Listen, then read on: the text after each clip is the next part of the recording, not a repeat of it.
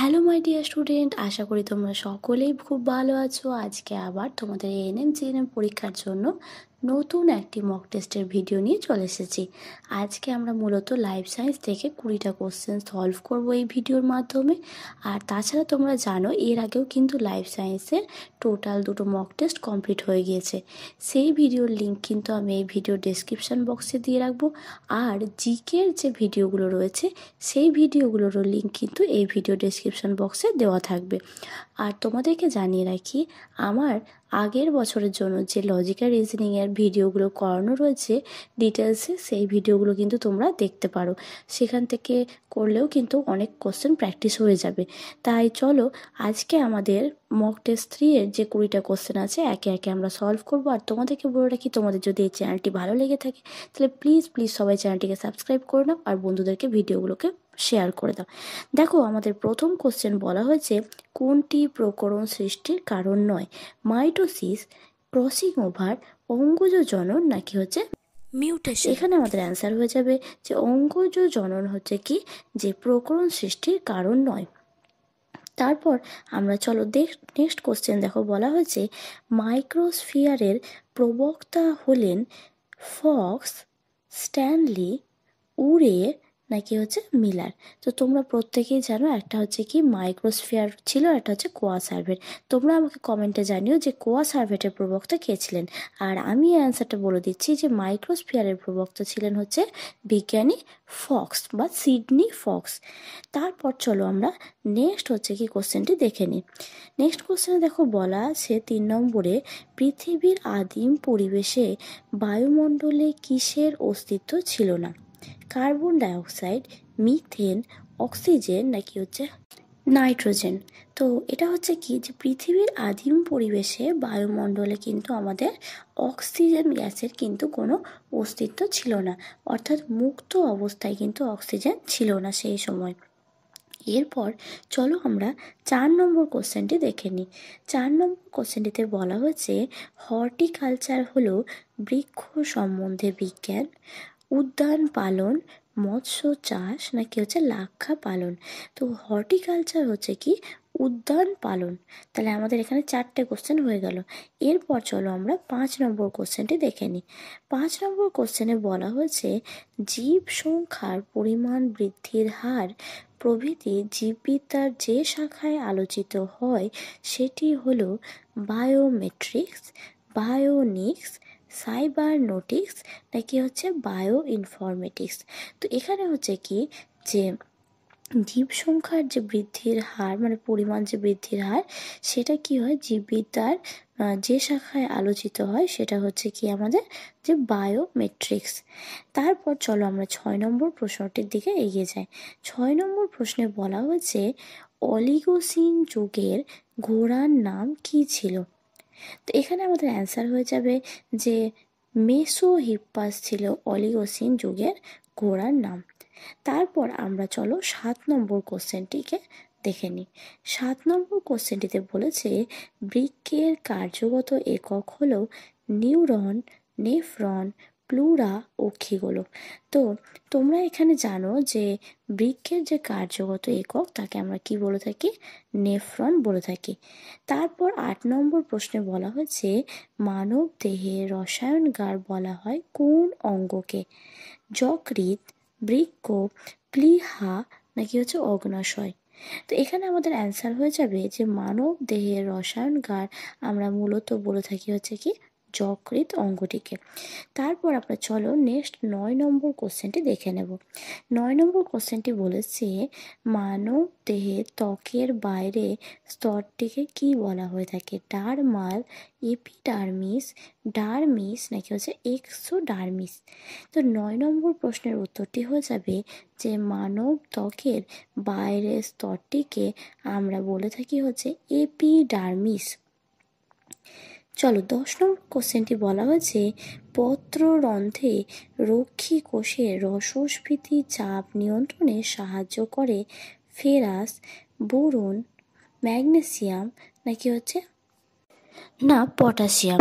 তো এখানে আমাদের অ্যান্সার হয়ে যাবে যে কে অর্থাৎ হচ্ছে পটাশিয়াম হচ্ছে কি যে রসস্ফীতি চাপ নিয়ন্ত্রণে সাহায্য করে। তারপর চলো আমরা নেক্সট 11 নম্বর কোশ্চেনের দিকে এগিয়ে যাই। বলা হয়েছে জাইলেমের মধ্যে দিয়ে মূল থেকে জলের পরিবহন কিভাবে ঘটে? ঊর্ধ্বমুখী, নিম্নমুখী, পার্শ্বমুখী না উভয়মুখী? তো জাইলেমের মধ্যে দিয়ে মূল থেকে জলের পরিবহন ঘটে হচ্ছে কি ঊর্ধ্বমুখীতে। তারপর বলা হয়েছে যে কোন হরমোন উদ্ভিদের কাণ্ড ও মূলের অগ্রস্থ ভাজক কলাতে খুব বেশি পরিমাণে পাওয়া যায়? ইথিলিন, জিব্বেরেলিন, অক্সিন নাকি সাইটোকাইনিন? তো এখানে আমাদের অ্যান্সার হয়ে যাবে যে হরমোনটি উদ্ভিদের কাণ্ড ও মূলের অগ্রস্থ ভাজক কলাতে খুব বেশি পরিমাণে পাওয়া যায় সেটি হচ্ছে কি অক্সিন। তারপর নেক্সট কোশ্চেন আমাদের 13। চলো দেখে নিই কি বলা হয়েছে কোশ্চেনটাতে। দেখো বলেছে যে মানব দেহের সহকারী রেচন অঙ্গ হলো মস্তিষ্ক, যকৃৎ, অগ্ন্যাশয় নাকি হচ্ছে শুক্রাশয়? তো এখানে আমাদের অ্যান্সার হয়ে যাবে যে মানব দেহের সহকারী রেচন অঙ্গের নাম হচ্ছে কি যে যকৃৎ। তারপর আমরা 14 নম্বর কোশ্চেনটি দেখবো। আর তোমাদেরকে বলে রাখি প্লিজ তোমাদের যাদের এই ভিডিওগুলো ভালো লাগছে তোমরা কিন্তু চ্যানেলটিকে সাবস্ক্রাইব করো, বন্ধুদের মধ্যে ভিডিওগুলো প্রচুর শেয়ার করো। চলো 14 নম্বর কোশ্চেনটা এবার আমরা দেখে নিই। কর্পূর হলো এক প্রকার তরুক্ষীর, গদ, রজন, উপক্ষার। তো 14 নম্বর প্রশ্নের উত্তরটি হয়ে যাবে কর্পূর হলো এক প্রকার গদ।